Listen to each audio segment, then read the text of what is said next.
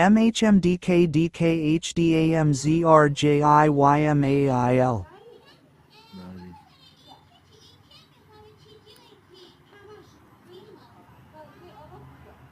بله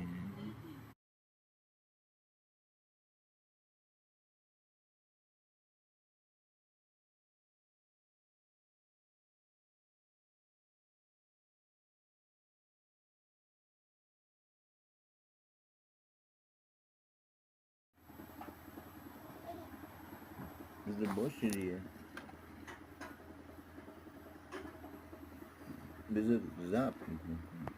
یه بشه نمیذاری ضبط کنیم این نقاشی رو تقدیم میکنم به تمام مردم دنیا به سازمان ملل بله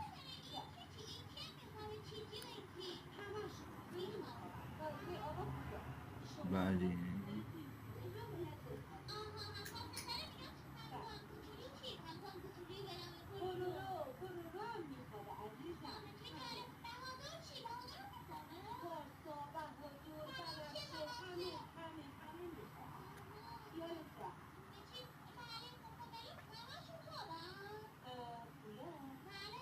برو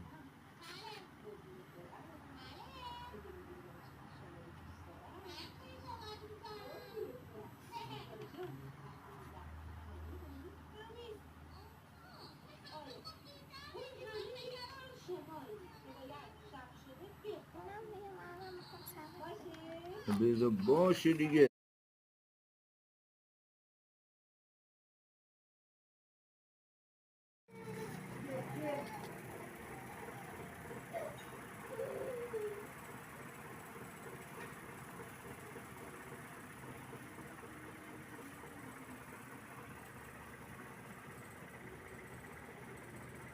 این هم زمینه که بهم داده آقای